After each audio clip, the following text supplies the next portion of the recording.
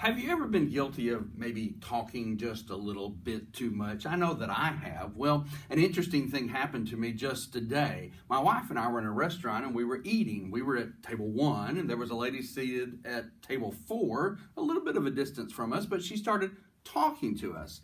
And when I say she started talking to us, she started talking to us. We had very little opportunity to kind of talk back to her because she just talked and talked and talked. And so we sat there very graciously, I think, and listened to her. Well, eventually, another lady came in and sat down at table 5. And so the lady at table 4 turned to the lady at table 5 and started talking to her. We could still hear her, but she wasn't talking to us anymore. But we got a little amused because as the lady at table 4 was talking to the lady at table 5, she started talking about another woman who wasn't in the restaurant at all. And she said, I tell you, one of the things I don't like about her, she's nosy and she talks too much. Well, we had to kind of laugh about that because that's exactly what this lady was doing. You know, in the Bible, Peter is often guilty of maybe talking just a little bit too much or saying the wrong thing at the wrong time.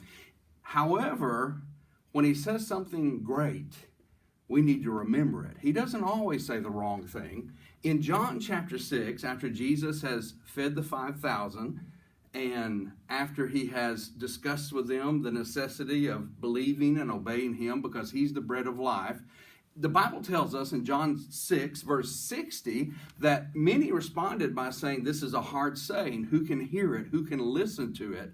And as Jesus began to direct their thoughts about what they were saying, the Bible tells us that eventually many of them turned from him and followed him no more.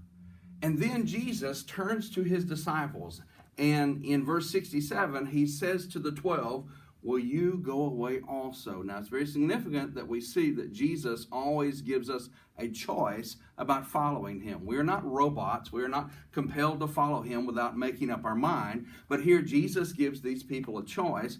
Will you also go away? Will you keep following me or not? What is your decision about this choice?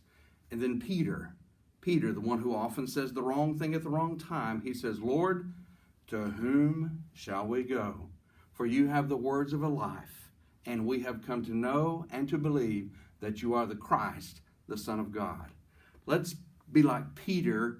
Well, sometimes we're like him by saying the wrong thing at the wrong time, but let's really try to be like him in saying the right thing about Jesus always at the right time.